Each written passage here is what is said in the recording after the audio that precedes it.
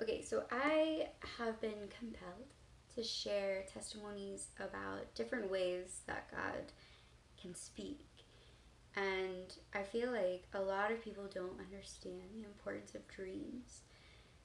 All throughout the Bible, people have had dreams and they've been interpreted. And even if they were like super crazy out there about corn stalks or wheat or whatever, like it meant something. Like God uses these dreams to tell us stuff. And so there's a couple different types of dreams. I'm just going to use my own personal dreams so that, I don't know, I guess it's more believable because you know me. So, so the one that like people don't understand is like God can tell you where to go through a dream. People think I'm crazy for this, but I'm crazy to not follow God. So I'm just going to use a couple of examples. Like when I went to Africa for the first time, I had never wanted to go to Africa.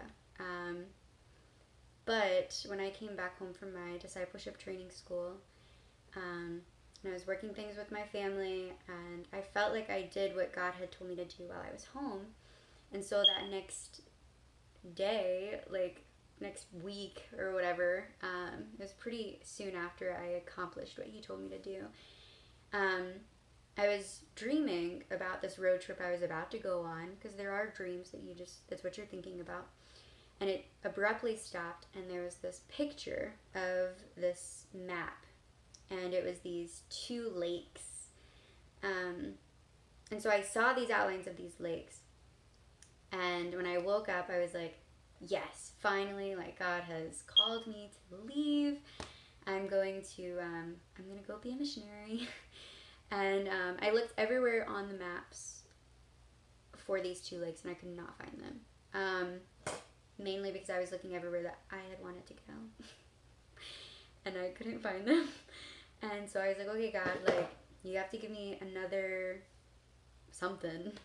And 2 days later, after that dream, I was dreaming again about something else, and then abruptly stopped, and it was this picture of the northern part of Africa. And like above the equator. And I was like Africa, I don't know about all that. But I found those two lakes in Uganda. I didn't even know where Uganda was, honestly. I knew nothing about Africa. And so it was a God-given dream. And that's what actually led me to Uganda. And from there, I mean, like, every step was just him, because I had no idea what I was doing. And so he can call us to go to places through dreams. Same thing with, like, I believe that my next step is the islands because of my dreams. He has given me so many dreams that I'll be going to the islands. And then even after that, like, I never wanted to go to any of these places. It's just so funny. Pakistan, I was talking to somebody over there about biogas, and the next morning she was like, hey, some of the kids had dreams that you were here teaching at the school. And I was like, okay. And she was like, if it's from God, he'll give you the dream too. And I was like, yeah.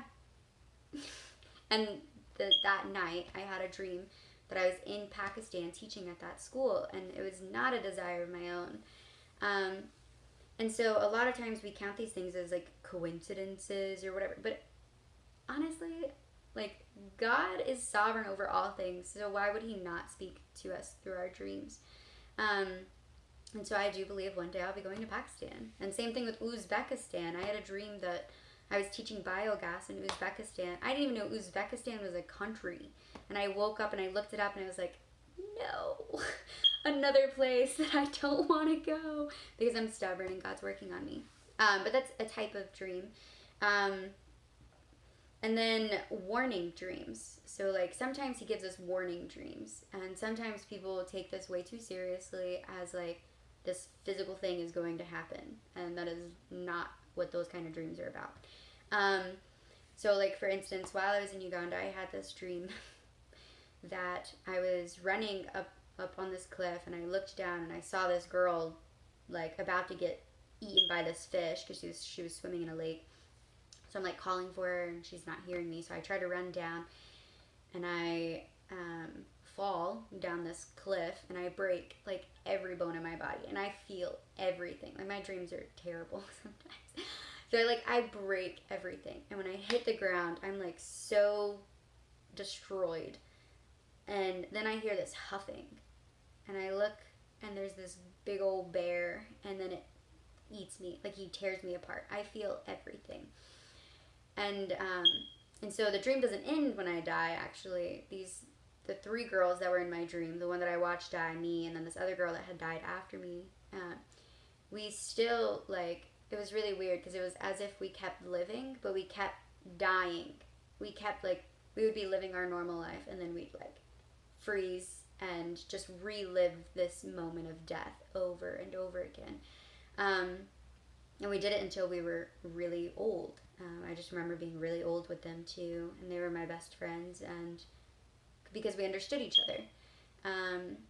And so that dream lasted years. But I was like, oh my gosh, that is terrible. I don't want any of that to happen to me. Obviously, I don't think I'm going to get eaten by a bear. But it's whatever it simplifies, I'm constantly dying, so it sucks. But I finally got an interpretation, a couple years later. Thank you, Lord. And it was so spot on. It was my testimony. Every time that I shared my testimony of what had happened to me, I would cry and I would because I was so hurt, but it was because I didn't have freedom from it yet. I couldn't talk about it because I would relive it. It was I was reliving the situation, and so that's what it was. Every time I told my testimony, it was I was reliving it. And I was dying all over again. And it wasn't this freedom aspect of okay, that's gone. That's my past. That was buried when I was baptized. But God was telling me, you need freedom. Because people are still going to come around you because you've been in the same situations as them, but you can show them freedom. You don't have to constantly relive this over and over. And so there's been a lot of those kind of things. Another one, I got caught in adultery in one of my dreams, and I completely denied it out of pride, and I seized for months in that dream, until my pride was gone.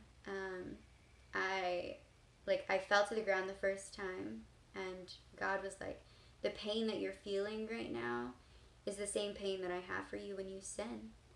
And I was just and then the whole dream, for months, I would just fall to the ground and seize. And then it wasn't until I dropped my pride that I stopped seizing, and God actually showed me that I was supposed to finish school and where I was supposed to go and everything. And so he speaks through those things. And when I woke up, I was okay, I don't want to go through that. Whatever this is, let me not be prideful. Let me get through this, God.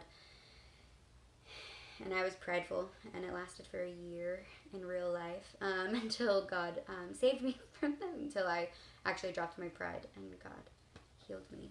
But that's another type, warning.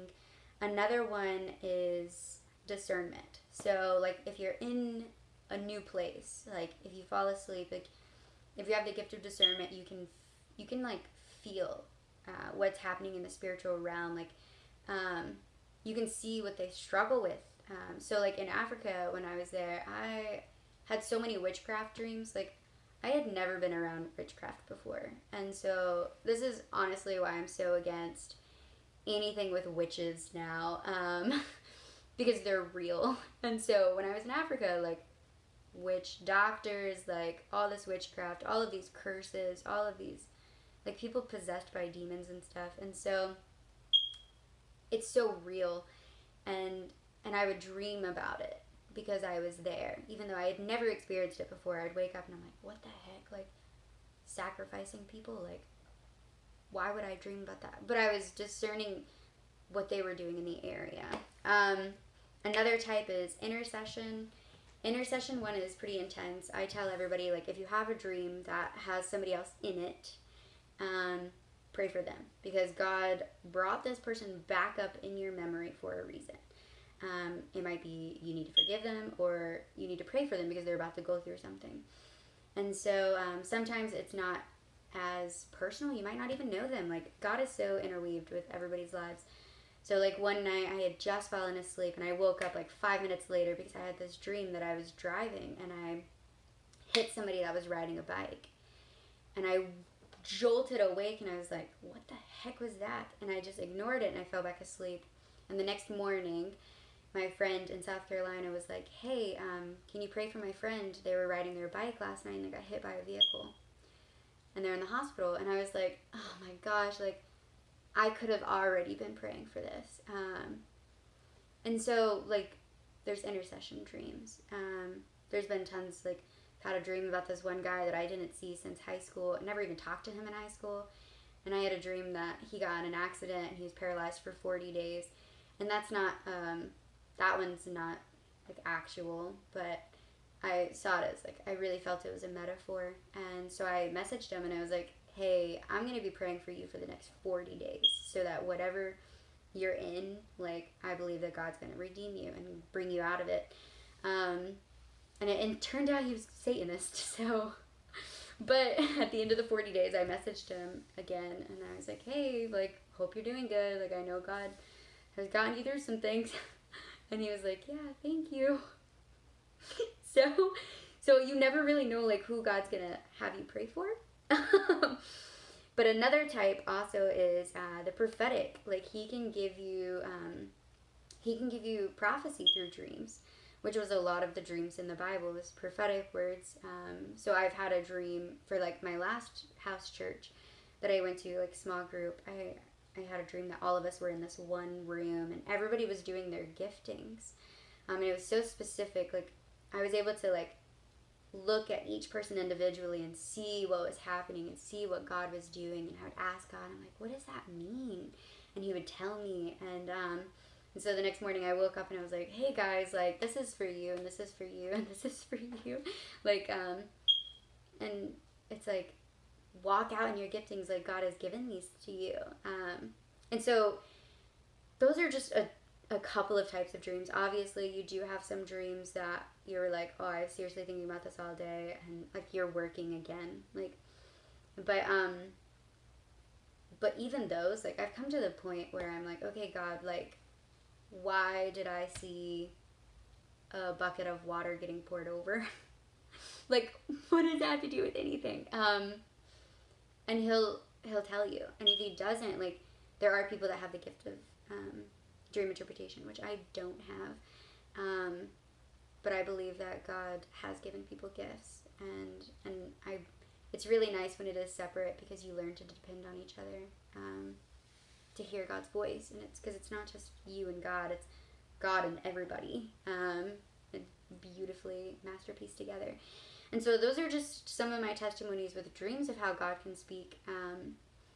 If you have any questions, please let me know, because God speaks very clearly still today. It's not just when you pick up your Bible. Like, he is personal and he speaks all the time. So I hope that helps, encourages, I don't know, brings up curiosity for all of his goodness. So I hope you guys have a wonderful day.